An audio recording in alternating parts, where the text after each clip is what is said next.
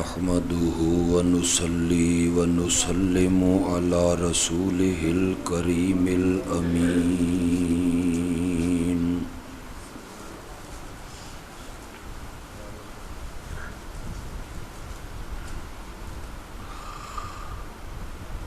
وعلى آله وأصحابه أجمعين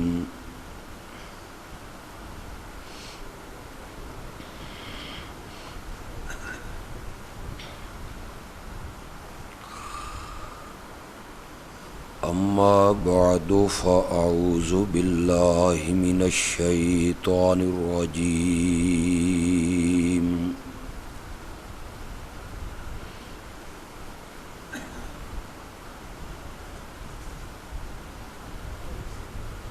بسم الله الرحمن الرحيم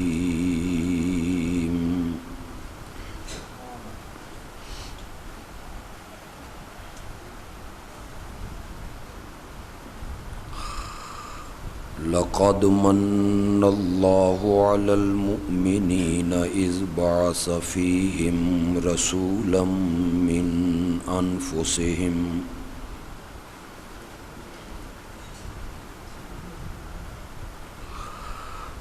يتلو عليهم آياته ويزكيهم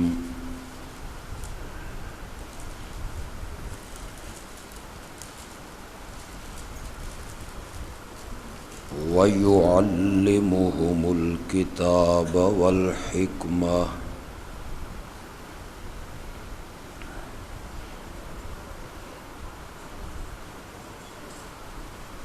وإن كانوا من قبل لفي ضلال مبين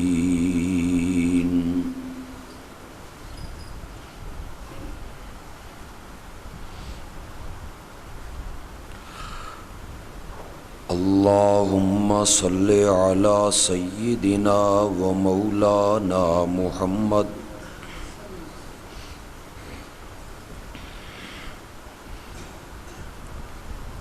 وعلى آل سيدنا ومولانا محمد وبارك وسلم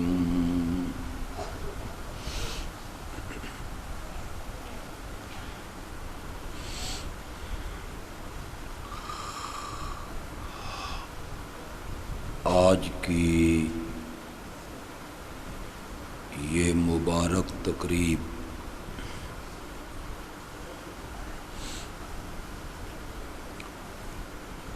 تکمیل بخاری کی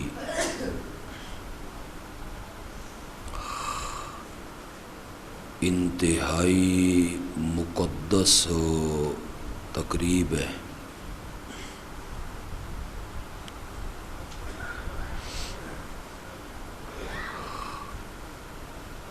ہماری جماعت کے نامور عالم دین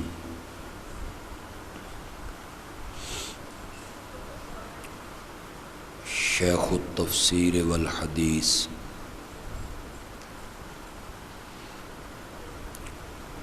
مولانا محمد افضل صاحب نے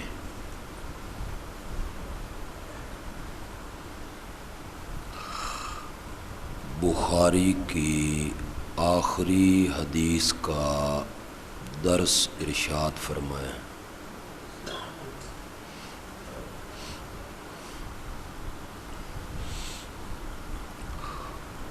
جو خوش نصیب بچیاں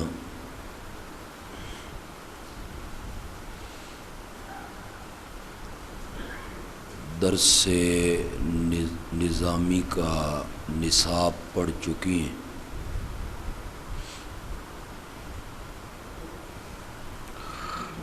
ہم سب ان کے لیے دعا گو ہیں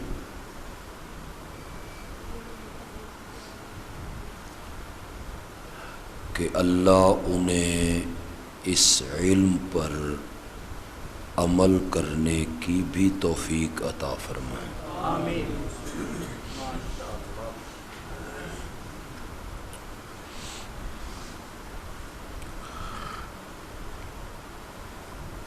میں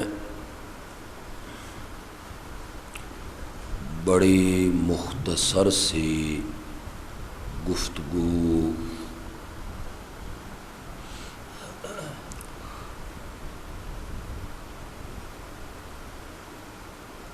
اس عنوان سے کروں گا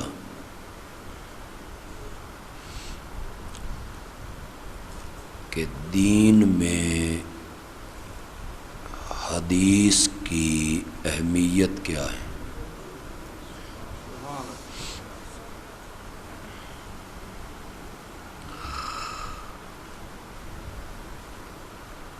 اس بات میں کوئی شک نہیں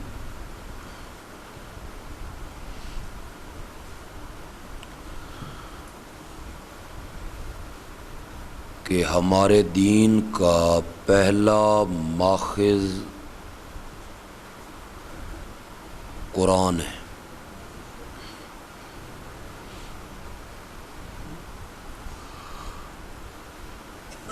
ہمارے دین کی اصل اور بنیاد بھی قرآن ہے۔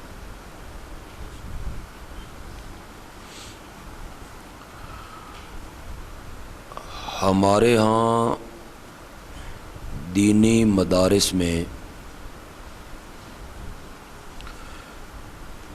چاہے وہ دیوبندیوں کے مدارس ہوں یا بریلویوں کے،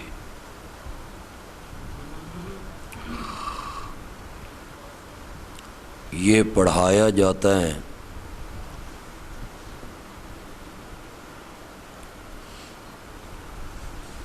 کہ دین کے اصول 4 ہیں۔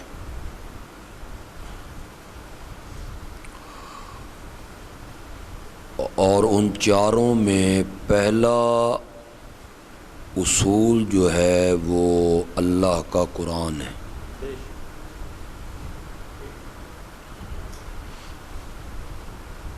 سپیکر ٹھیک نہیں رہا، پہلے ٹھیک سی، پہلے ٹھیک تھا۔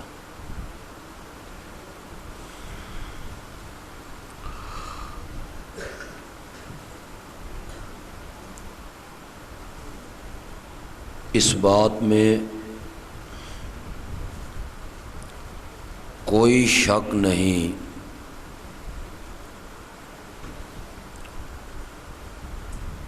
کہ اس کائنات میں قرآن ہی وہ واحد کتاب ہے جس کے ماتھے کا جھومر ہے ذالک الکتاب لا ریب فیہ۔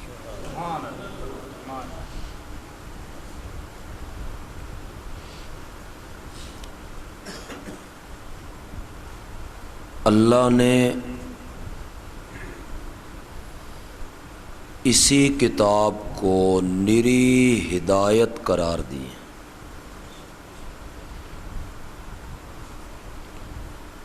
ذالک الکتاب لا ریب فیہ ھدی للمتقین۔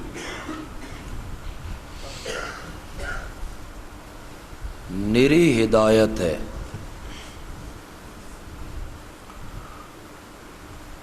متقین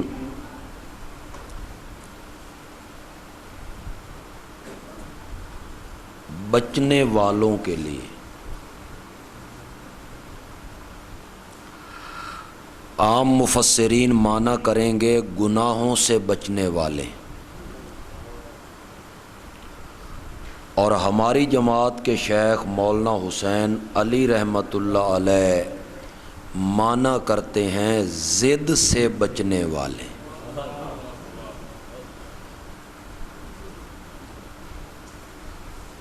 یعنی یہ قرآن ان لوگوں کے لیے ہدایت ہے جو ضد سے بچ گئے۔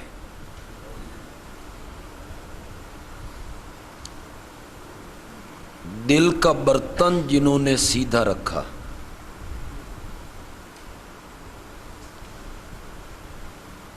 انابت اختیار کی، رجوع، طلب،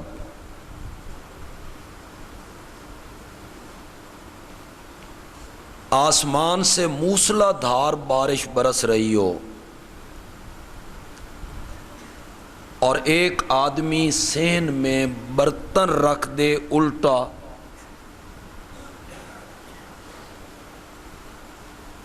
8 گھنٹے بارش برسی، وہ آدمی بعد میں صحن کے اندر گیا، دیکھا برتن میں ایک قطرہ ہی نہیں، کہنے لگا اے بارش دا قصور ہے۔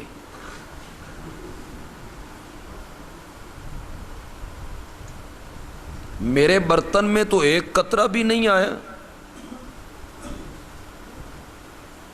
تو سمجھدار آدمی اسے کہیں گے بارش کا قصور نہیں ہے، تیرے برتن کے رکھنے کا قصور، تو نے الٹا رکھا ہے، اسے سیدھا رکھنا چاہیے تھا تو تیرا برتن آسمانی بارش سے بھر جاتا۔ اللہ کہتے ہیں ہم ہدایت ان کو دیا کرتے ہیں جو دل والا برتن سیدھا رکھتے ہیں۔ پھر یہ قرآن کی بارش برستی ہے تو وہ برتن نور سے بھرتا ہے۔ اتنی سستی نہیں ہے ہدایت کہ بندے کی خواہش نہ ہو، تمنا نہ ہو، طلب نہ ہو، چاہت نہ ہو اور اللہ پیچھے سے پکڑ کے اسے کہے ٹھہر میں ہدایت تجھے دیتا ہوں۔ نو، اس کے لیے طلب چاہیے، طلب۔ ایک جملہ ذہن میں آیا ہے، بول دیتا ہوں، آپ سے امید بھی کرتا ہوں کہ آپ سمجھ جائیں گے، اللہ کرے آپ سمجھ جائیں، اور یہ جملہ آپ نے نہ سمجھا تو پھر میں بھی بزرگوں دوستوں والی تقریر شروع کر دوں گا۔ ہدایت ملتی ہے طالب کو، طلب کرے، خواہش کرے، تمنا کرے، بھاگے۔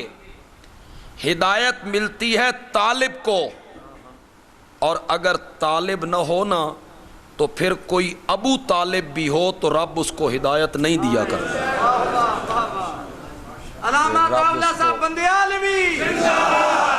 پھر اللہ اس کو ہدایت نہیں دے، طالب کو ہدایت دیتے ہیں اللہ۔ دل والا برتن سیدھا رکھے، انابت اختیار کرے۔ یہدی الیہ من اناب، یہدی الیہ من ینیب، قرآن بار بار کہتا ہے کہ منیب بندے کو ہدایت ملتی ہے، ضدی بندے کو، انادی آدمی کو میں نہ مانوں، اس آدمی کو جسے چودراہٹ کا نخرہ ہو، برادری کا نخرہ ہو، سرداری کا نخرہ ہو، اسے اللہ ہدایت نہیں دیتے۔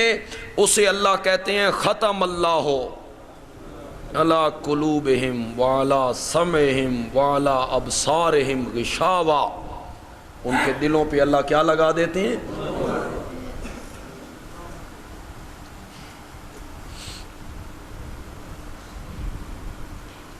اس بات میں کوئی شک نہیں کہ دنیا کی واحد کتاب قرآن ہے، جس کے ماتھے کا جھومر ہے ذالک الکتاب لا ریب فیہ، اس میں کوئی شک نہیں، قرآن ہی وہ واحد کتاب ہے جسے ہدن کہا گیا۔ شہر رمضان الذی انزل فیہ القرآن ہدی للناس ان ھذا القرآن یہدی للتی ہی اقوم کتاب انزلناہ الیک لتخرج الناس من الظلمات،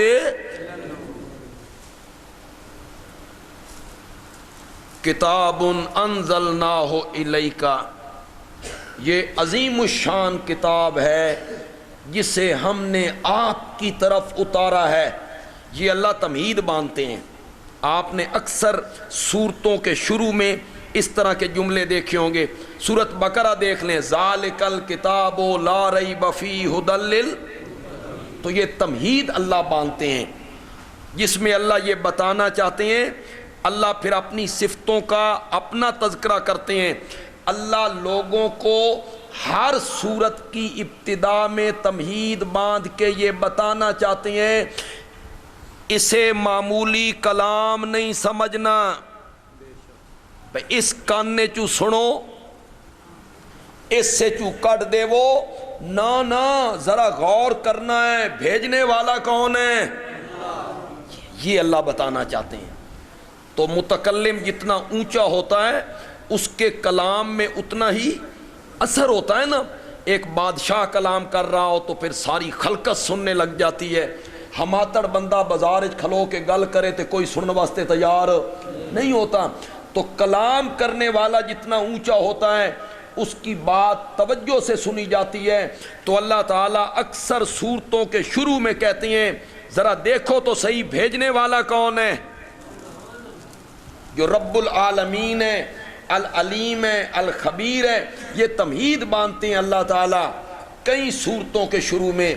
کتاب احکمت آیاتہ ثم فصلت من لدن حکیم خبیر. یہ اللہ تمہید باندھتے ہیں رغبت دلانے کے لیے، متوجہ کرنے کے لیے. اور کبھی کبھی اللہ اپنا تذکرہ بھی کرتے ہیں، ساتھ اپنے پیارے پیغمبر کو بھی ملا لیتے ہیں. اللہ کہتے ہیں کتاب انزلناہ الیک، یہ عظیم الشان کتاب ہے جو ہم نے اتاری ہے آپ کی طرف. اللہ لوگوں سے کہنا چاہتے ہیں اے بھی ویکھنا جے بھیجن والا کون ہے، نال اے بھی ویکھنا جے جس اتے اتریے او کون ہے. بھیجنے والا کون ہے؟ بھیجنے والا رب العالمین ہے، اور جس کی طرف اتاری گئی وہ رحمت للعالمین ہے.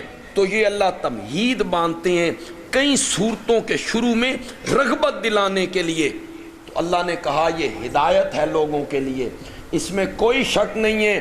قرآن نری ہدایت بھی ہے، قرآن شفا بھی ہے، قرآن موعظت بھی ہے، نصیحت بھی ہے، شفا بھی ہے. دلوں کے جو روگ ہیں نا، دلوں کی جو بیماریاں ہیں نا، روح کی جو بیماریاں ہیں، قرآن ان بیماریوں کے لیے شفا ہے. کچھ بیماریاں جسم کو لگتی ہیں، نزلہ ہو گیا، زکام ہو گیا، ملیریا ہو گیا. کچھ بیماریاں ایو جیاں لگدیاں نے، ڈاکٹر کے پاس بندہ جاتا ہے تو ڈاکٹر کہتا ہے دوائی دی ضرورت ہی کوئی نہیں، پرہیز کر تے تو ٹھیک ہے. کچھ ایسی بیماریاں ہوتی ہیں جسم کو لگتی ہیں، اور کچھ بیماریاں جسم کو ایسی لگتی ہیں اتنی مہلک اور اتنی زہریلی بے بندہ بیماری نال نہیں مردا، او سن کے مر جاندا. کینسر ہوتا ہے بندے کو 1-2 سال کا، لیکن جب تشخیص ہو گئی بھئی تین کینسر ہے، پھر لگدا صرف مہینہ. تو وہ کینسر سے مرا ہے؟ نہیں، کینسر کے ڈر سے. وہ جو مہلک بیماریاں ہیں، کالا یرکان ہو گیا ہے، سرطان ہو گیا ہے، کینسر ہو گئے ہیں. کچھ بیماریاں وہ ہیں جس کا علاج ہے، کچھ وہ ہیں جو لا علاج ہو گئی ہیں. اسی طرح جو بیماریاں روح کو لگتی ہیں نا، ان میں کچھ بیماریاں ایسی ہیں جن کے لیے دوائی کی ضرورت کوئی نہیں. اللہ تعالیٰ کہتے ہیں گھر سے وضو کر کے مسجد کی طرف چل، صبح سے لے کے ظہر تک جتنے گناہ کیے ہیں میں بغیر توبہ کے ہی معاف کر دیتا ہوں. وہ صغیرہ گناہ وہ کون سے گناہ ہوتے؟ وہ جو معمولی بیماریاں ہیں، صغیرہ گناہ. پھر کبیرہ گناہ جن کی معافی مانگنی پڑتی ہے. پھر روح کی بیماریوں کا کینسر ہے شرک، یہ سرطان ہے. ان الشرک لظلم عظیم، اکبر الکبائر ہے.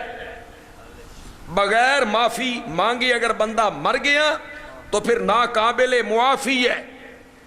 اس کے جنازہ پڑھنے سے شریعت نے بولو صرف جنازہ پڑھن تو یا مغفرت دی دعا کرن تو؟ صرف جنازہ نہیں، تعزیت کے لیے جانا ہے تو مشرک بندے کے لیے نہیں کہنا بابی اور بڑے چنگے سن اللہ مغفرت کرے انہاں دی. ما کانا للنبی والذین آمنوا ان یستغفروا، مغفرت طلب کرے، مولا اس کو معاف کر دے، اس کو بخش دے. نہیں جائز، نہیں اجازت، کسی مومن کو اجازت نہیں.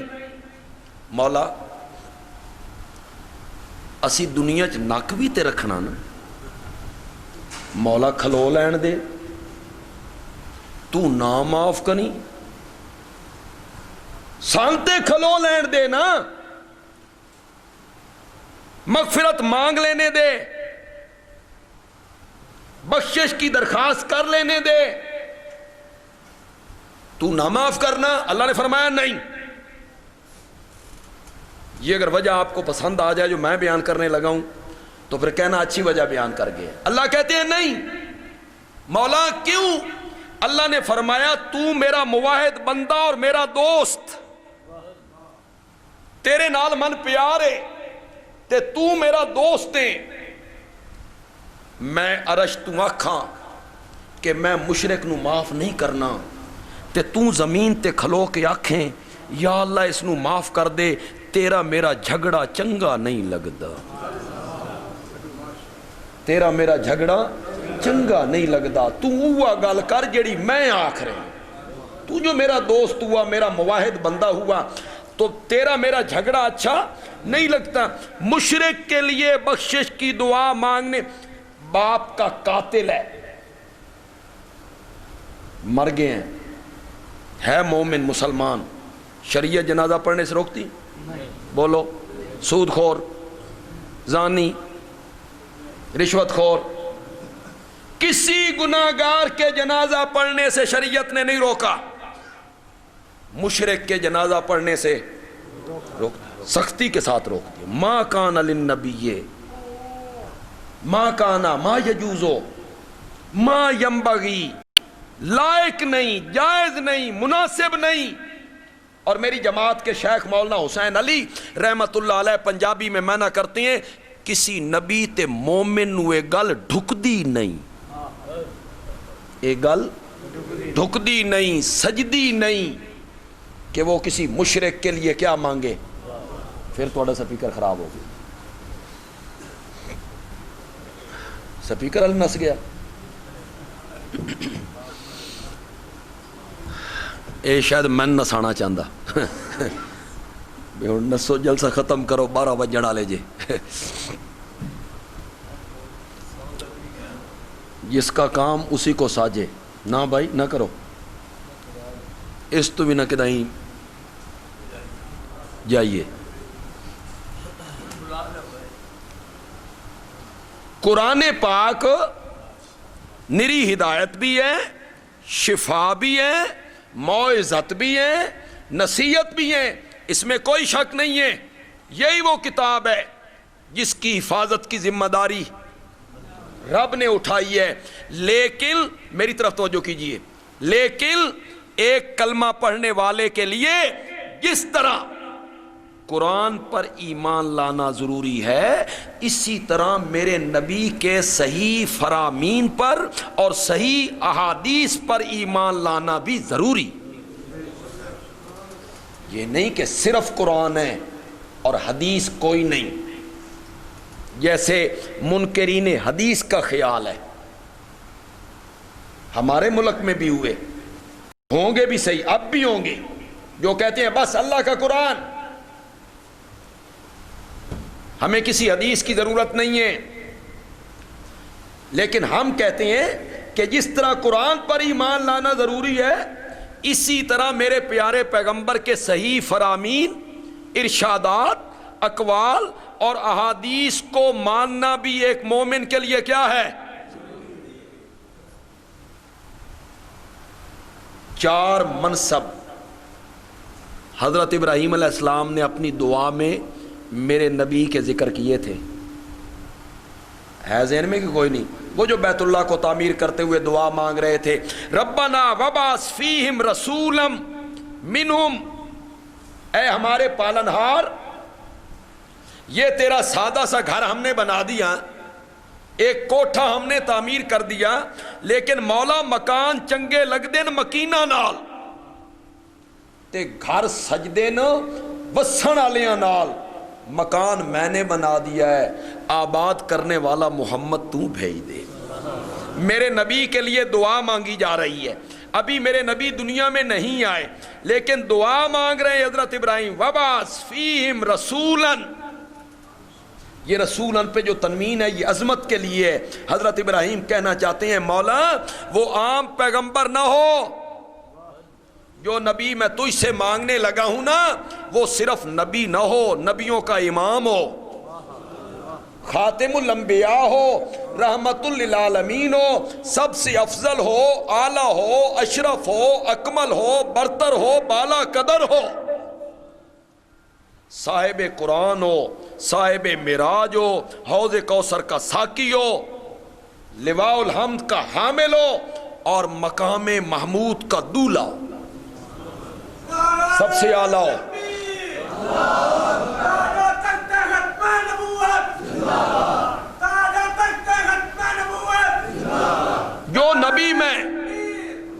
جو نبی میں تجھ سے مانگنے لگا ہوں وہ صرف نبی نہ ہو، خاتم النبیین ہو، امام الانبیاء ہو، ساری کائنات کا سردار ہو، پچھلوں اور پہلوں کا امام ہو۔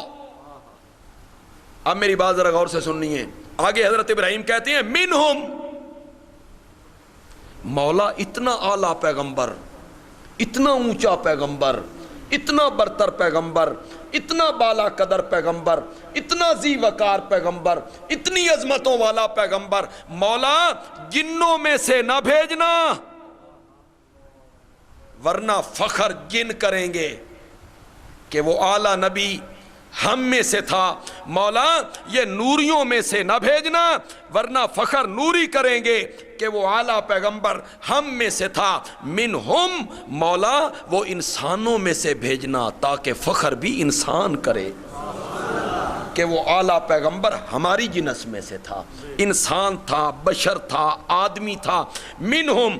پھر حضرت ابراہیم نے 4 منصب ذکر کیے، ذرا دیکھیے گا، یتلو علیہم آیاتک،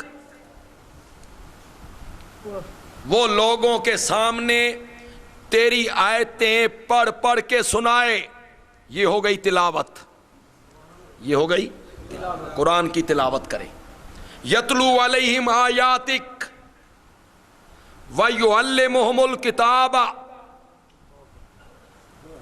صرف آیتیں پڑھ پڑھ کے نہ سنائے، کتاب کی تعلیم بھی دے، سکھائے اس آیت دا اے معنی جے، اس آیت کا یہ مفہوم ہے، وہ اس کتاب کی تعلیم بھی دے، والحکمہ، اور حکمت کی تعلیم دے، مراد سنت ہے، میرے نبی کا اسوہ ہے، میرے نبی کی زندگی ہے، زندگی کے طور طریقے ہیں، وہ ان کو سکھائے، وَيُزَكِّيهِمْ، قرآن کی آیتیں پڑھ پڑھ کے، کتاب کی تعلیم دے دے کے، حکمت کی باتیں بتا بتا کے ان کا اس طرح تزکیہ کرے، باطن کی صفائی کرے، روح کی صفائی کرے کہ وہ اس کی خدمت میں آئے تو وہ زمین کے ذرے ہوں اور اس نے ہاتھ لگا دیا ہو اور آسمان کے تارے بنا کے رکھ دیا، ان کا تزکیہ کرے۔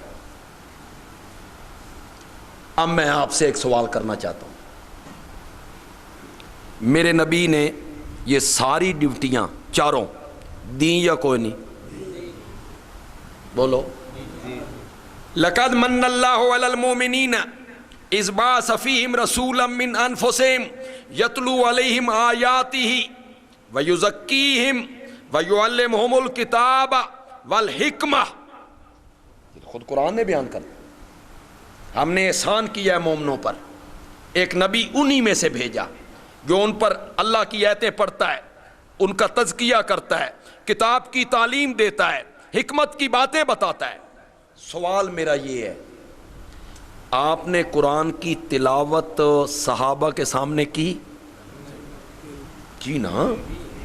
یتلو علیہم، ایتیں پڑھ پڑھ کے سنائے کی، یعلمہم الکتاب، پھر اس کتاب کی تعلیم دی، بولو دی، حکمت کی باتیں بتائیں۔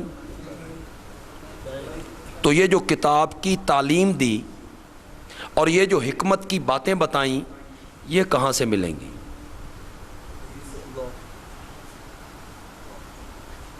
اگر حدیث کی کوئی ضرورت نہیں اور ہمارے لیے صرف قرآن کافی ہے، جس طرح منکرین حدیث کا خیال ہے، تو پھر میرا سوال یہ ہے کہ میرے نبی نے جو قرآن کی تعلیم دی تھی وہ کہاں ہیں؟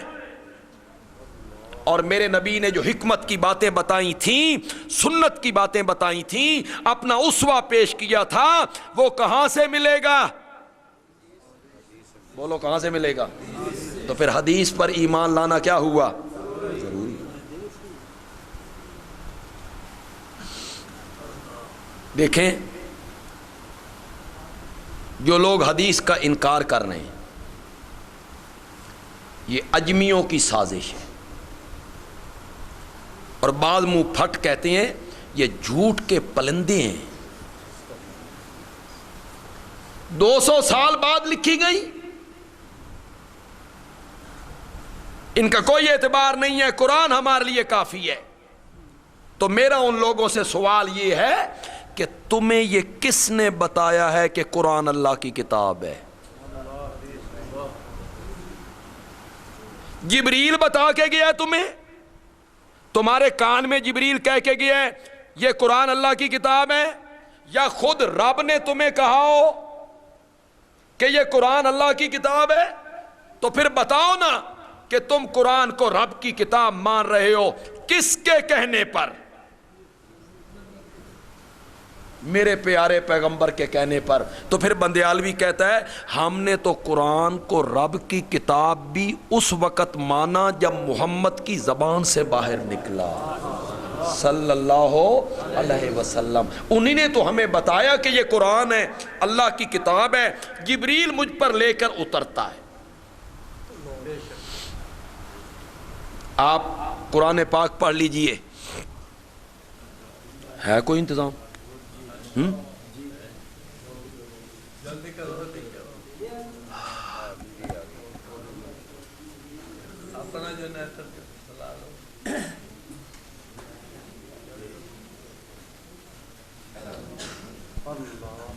چلو آپ میری طرف توجہ رکھیں، ہے توجہ نا آپ کی؟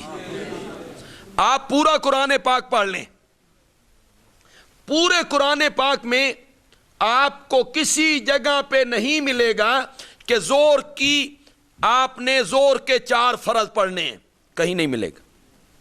صبح کے 2 پڑھنے ہیں، مغرب کے 3 پڑھنے ہیں، عشاء کے 4 پڑھنے ہیں، اللہ اکبر کہہ کے نیت باندھنی ہے، ثنا پڑھنی ہے، سورت فاتحہ پڑھنی ہے، اس کے ساتھ ایک سورت ملانی ہے، اللہ اکبر کہہ کے رکوع میں چلے جانا ہے، سبحان ربی العظیم کہنا ہے، پھر سمع اللہ لمن حمدہ کہہ کے اٹھ کھڑا ہونا ہے۔ آپ کو قرآن پاک میں یہ باتیں کہیں سے نہیں ملیں گی، نہیں ملیں گی۔ نماز کی رکعتیں قرآن بیان نہیں کرتا، نماز کا طریقہ قرآن بیان نہیں کرتا، قرآن اصول بیان کرتا ہے، قرآن ضابطے بیان کرتا ہے، قرآن کہتا ہے اقیم الصلاۃ، بس قانون بیان کیا، اے مومنو نماز قائم کرو۔ مولا کس طرح قائم کریں؟ فرمایا یہ میرے محمد سے پوچھو صلی اللہ علیہ وسلم، نماز کا طریقہ وہ تمہیں بتائیں گے، کتنی رکعتیں پڑھنی ہیں، کس طرح پڑھنی ہے۔ قرآن کہتا ہے آتوا الزکاۃ، زکوٰۃ دو۔ مولا کتنا مال ہو، اس پر کتنی زکوٰۃ دینی ہے؟ تو جواب آیا یہ میرے نبی سے پوچھو۔ زکوٰۃ کی تفصیلات کون بیان کریں گے؟ میرے نبی بیان کریں گے۔ دیکھیں جن لوگوں نے حدیث کا انکار کیا نا، انہوں نے کیوں انکار کیا پتہ ہے آپ کو؟ وجہ کیا بنی انکار کی؟ وجہ یہ بنی کہ انہوں نے دیکھا کہ بعض حدیثیں قرآن سے ٹکرا رہی ہیں، قرآن کچھ کہہ رہا ہے اور حدیث کچھ کہہ رہی، تو انہوں نے جھٹ یہ کہہ دیا کہ نبی اکرم صلی اللہ علیہ وسلم قرآن کے خلاف تو کہہ نہیں سکتے، لہذا یہ جھوٹ ہے۔ یہ وجہ بنی انکار حدیث کی کہ بظاہر ان کو نظر آیا کہ حدیث قرآن کے کیا ہے؟ خلاف۔ میں نے جتنے منکرین حدیث کو پڑھا ہے میں نے ان میں یہ بات مشترک دیکھی، انکار کی یہ وجہ کہ حدیث قرآن سے ٹکرا گئی، قرآن کچھ کہتا ہے اور حدیث کچھ کہتی ہے۔ توجہ آپ کی؟ ہے توجہ آپ کی؟ اس کا جواب دے دوں نا؟ جب میرے نبی کا کوئی فرمان قرآن سے ٹکرا جائے، بظاہر ایسے لگے کہ قرآن کچھ کہہ رہا ہے اور حدیث کچھ کہہ رہی ہے، تو اس کا طریقہ یہ ہے کہ میرے نبی کے فرمان کا ایسا معنی کرو جو معنی قرآن کے مطابق ہو جائے، ایسی تعویل کرو، ایسا مفہوم بیان کرو حدیث کا تاکہ وہ حدیث قرآن کے مطابق ہو جائے، قرآن اپنی جگہ پہ رہ جائے، حدیث اپنی جگہ پہ رہ جائے، جس طرح میری ماں عائشہ صدیقہ نے کیا تھا رضی اللہ تعالی۔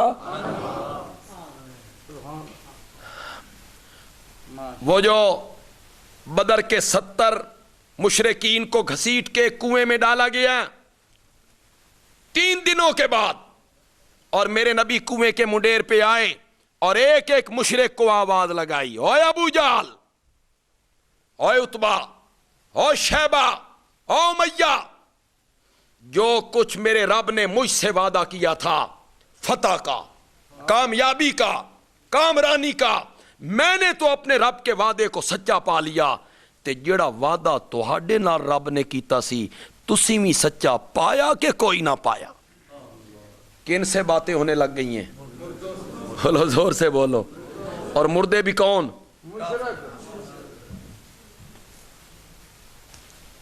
کنویں میں ان کو ڈالا گیا ہے، میرے نبی کنویں کی منڈیر پہ آ کے ان کو آواز لگا رہے ہیں، خطاب کر رہے ہیں، او فلاں، او فلاں، او فلاں، او فلاں، جو وعدہ مجھ سے میرے رب نے کیا تھا میں نے تو اس کو سچا پایا، جو وعدہ تم سے تمہارے رب نے کیا تھا تسی بھی سچا پایا کہ کوئی نہیں پایا؟ ایک روایت میں آیا حضرت عمر بولے رضی اللہ تعالی، اور ایک روایت میں آیا کئی صحابہ اکٹھے بولے۔ کیا کہا؟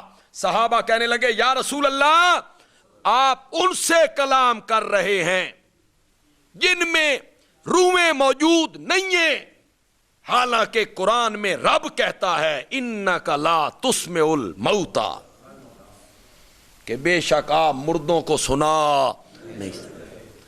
یہ جو حضرت عمر نے سوال کیا اور یہ جو صحابہ نے سوال کیا، یہ سوال کرنا اس بات کی دلیل ہے کہ حضرت عمر کا خیال یہ تھا کہ مردے نہیں سنتے۔ سمجھو کہ کوئی نہیں سمجھے؟ اگر ان کا خیال یہ ہوتا، عقیدہ یہ ہوتا کہ مردے دنیا والوں کا کلام سنتے ہیں، تو حضرت عمر کو تعجب کرنے کی ضرورت تھی؟ کیوں تعجب کر رہے ہیں؟ صحابہ تعجب کر رہے ہیں، حضرت عمر تعجب کر رہے ہیں، آپ ان سے کلام کر رہے ہیں، ان جسموں سے جن میں روح کوئی نہیں، اور قرآن میں رب کہتا ہے انک لا تسمع آج ہمارے کچھ دوست ہمیں کہتے ہیں اشاعت التوحید والے یہ آیت مردوں کے نہ سننے پہ پیش کرتے ہیں اور اس سے مردوں کا نہ سننا ثابت نہیں ہوتا۔ میں نے کہا یہ آیت ہم نے سب سے پہلے پیش نہیں کی، فاروق اعظم نے پیش کی تھی، اور انہیں اس آیت کا یہ مفہوم کس نے سمجھایا ہوگا؟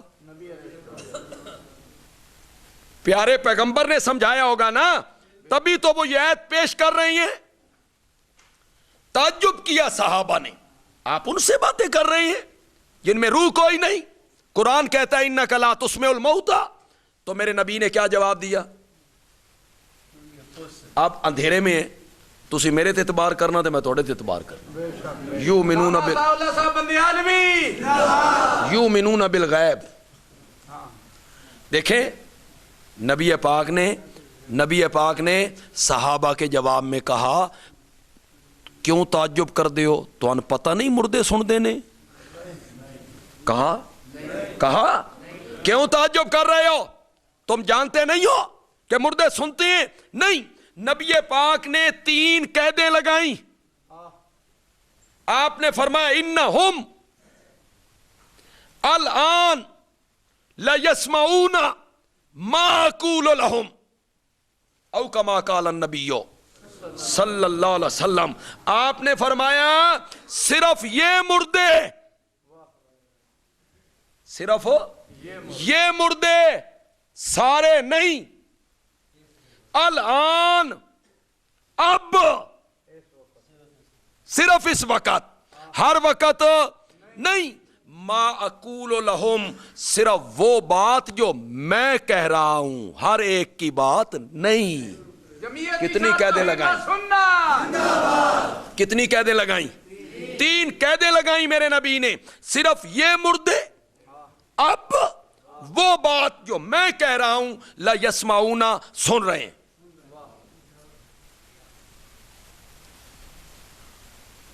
सहाबा ने जाके जिक्र की हज़रत आयशा के पास रजी अल्लाह ताला। आज इस तरह हुआ, नबी पाक ने यूं फरमाया कि वो सुन रहे हैं, तो मेरी मां ने कहा कैफा यकूल रसूलुल्लाह सल्लल्लाहु अलैहि वसल्लम, अल्लाह के रसूल ये बात किस तरह कह सकते हैं, हालांकि रब कुरान में कहता है इन्नका ला तुस्मिउल मौता, कि मेरे पैगंबर तू मुर्दों को नहीं सुना सकता। तो सहाबा कहते हैं माँ जी नबी पाक ने ये कहा तो है ला यस्माऊन, कि वो सुन रहे हैं। तो मेरी माँ ने कहा तुमने समझा नहीं, नबी पाक के कहने का मतलब ये था इन्नहुम अलान ला यालमूना। यस्माऊन का क्या मैना किया मेरी माँ ने? बोलो, मेरे नबी के यस्माऊन का क्या मैना किया? ला यालमूना मा अकूलु लहुम, जिस जहान में ये मुशरिक पहुंच गए हैं, उस जहान में जाकर इन्होंने चंगी तरह पता लग गया कि जो कुछ मोहम्मद कहता था सच कहता। इन्हें तो हुण सारी गल खुल गई है, ये रब के पास पहुंच गए हैं, इन पर सारी हकीकत खुल गई है। तो मेरी मां ने सिमा बमैना इल्म, यस्माऊन बमैना यालमून, सुनना बमैना जानना, ये मैना किया। तो मेरी मां ने ये बताया कि अगर नबी पाक के फरमान का कोई हिस्सा बज़ाहिर कुरान से टकरा रहा हो तो तरीका ये नहीं है कि हदीस का इनकार कर दिया जाए, बल्कि हदीस का ऐसा मफहूम बयान कर दिया जाए जो कुरान के मुताबिक हो, जो कुरान के मुताबिक हो जाए। तो मेरी मां ने उसका मफहूम ये बयान किया कि आपने यस्माऊन नहीं कहा बल्कि क्या कहा? यालमून, कि जिस जहान में पहुंच गए उस जहान में जाके उनको अच्छी तरह इल्म हो गया है, पता चल गया है कि जो कुछ मैं कहा करता था, जो किताब मैं पेश करता था, जो मेरा दावा था, जो मैं मनवाना चाहता था, वो बिल्कुल सच था और वो बिल्कुल हकीकत थी। आखिर में एक बात कहने लगा हूं, जनरेटर से चलना नहीं, तो तुम भी गर्मी च बैठे हो तो मैं भी गर्मी च। आखिर में एक बात कह के खत्म करने लगा हूं। चोर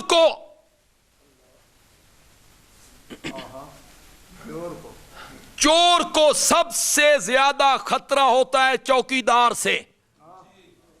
पता नहीं मेरी गल समझो कि नहीं समझो। चोर को सबसे ज्यादा डर किसका होता है? चौकीदार का। वो सबसे पहले चौकीदार पे हमला करता है। चौकीदार मिट गया तो चोरी क्या हो गई? इसलिए बंदे तकड़े चौकीदार रख देने, मुकाबला करने वाले। بڈھا ہوئے 70 سال دا ہوئے 75 سال دا ہوئے 80 سال دا ہوئے اس بیچارے سونا کے چوکیداری کرنی. ہمارے سرگودے میں کارخانے میں بڑا بوڑھا آدمی چوکیدار رکھ دیا, وہ بیچارہ اونگتا رہتا تھا. چور آئے دیوار پھلانگ کے, چور آئے چوری کر کے واپس جاتے ہوئے اس بزرگ کہتے ہیں بزرگوں اٹھو اسی جا رہے ہیں دروازہ بند کر لو. اسی جا رہے ہیں تے دروازہ بند کر لو. چور کو سب سے زیادہ خطرہ چوکیدار سے ہوتا ہے اور منکرین کو سب سے زیادہ خطرہ محدثین سے ہوتا ہے. وہ حدیثوں پہ اعتبار اٹھانے سے پہلے چاہتے ہیں کہ محدثین سے اعتبار اٹھا دیا جائے. جب محدثین سے اعتبار اٹھ جائے گا تو حدیثوں سے خود بخود اعتبار اٹھ جائے گا. وہ بخاری کو کنڈم کرنا چاہتے ہیں, وہ مسلم کو کنڈم کرنا چاہتے ہیں, وہ ترمذی کو کنڈم کرنا چاہتے ہیں کہ یہ محدث جب مجروح ہو جائیں گے, ان سے اعتماد اٹھ جائے گا, یہ جھوٹے ثابت ہو جائیں گے, تو حدیثوں سے اعتماد اٹھانا آسان ہو جائے گا. تو ہماری ذمہ داری ہے کہ ہم حدیثوں پہ اعتماد لوگوں کا جمائیں اور محدثین کی قدر و قیمت اور وقت لوگوں کے ذہنوں میں بٹھائیں کہ یہ عظیم لوگ تھے, انہوں نے بڑی محنت کی ہے, یہ تقوی کے پہاڑ تھے, یہ متقی لوگ تھے, یہ امین لوگ تھے. تو جس طرح قرآن پر ایمان لانا ایک مومن کے لیے ضروری ہے, اسی طرح میرے نبی کی جو مستند اور صحیح احادیث ہیں, فرامین ہیں, ان پر بھی ایمان والوں کو ایمان رکھنا اور ماننا کیا ہے ضروری. اللہ تعالی عمل کی توفیق عطا فرمائیں. الحمدللہ رب العالمین والصلاة والسلام علی سید الانبیاء والمرسلین وعلی آلہ واصحابہ اجمعین. اس مدرسے کے لیے دعا کرو جو بنات کا یہ مدرسہ ہے, بنین کا بھی ہے جی, بنین کا بھی ہے, بچوں کا بھی, بچیوں کا بھی. اللہ اسے آباد و شاد رکھے, اللہ انہیں کسی کا محتاج نہ کرے, اللہ انہیں صرف اپنے دروازے کا محتاج رکھے, اللہ انہیں صرف اپنے دروازے کا محتاج رکھے. یہ بچیاں جو عالمہ بنی, اللہ ان کی عملی زندگی میں ان کو اس علم پہ عمل کرنے کی توفیق عطا فرمائے. باقی بچیاں جو پڑھ رہی ہیں, اللہ ان بچیوں کو بھی اپنے مقاصد میں کامیابیاں عطا فرما دے. یہ دینی مدارس دین کے کلے ہیں, اسلام کے کلے ہیں, اللہ ان کو آباد رکھے, اللہ ان کی حفاظت فرمائے. علماء حق کی, قرآن کی, احادیث کی, شاعر اسلام کی, مساجد کی, مدارس کی اللہ حفاظت فرمائے. اللہ ہم سب کا خاتمہ بالایمان فرمائے, اللہ ہم سب کا خاتمہ بالایمان فرمائے. کل ایمان کی حالت میں اٹھائے اور اپنے پیارے پیغمبر کے حوض کوثر سے جام عطا فرما دے, آپ کے جھنڈے کے نیچے جگہ دے دے, آپ کی شفاعت سے بہرہ مند فرما دے. مولا ہم تجھ سے تیری رضا چاہتے ہیں, تیری خوشنودی چاہتے ہیں, اور تیری ناراضگی اور تیرے غصے سے پناہ طلب کرتے ہیں, تیری ناراضگی اور تیرے غصے سے پناہ طلب کرتے ہیں. وصلی اللہ تعالی علی خیر خلقی محمد وعلی آلہ واصحابہ اجمعین, آمین برحمتک یا ارحم الراحمین.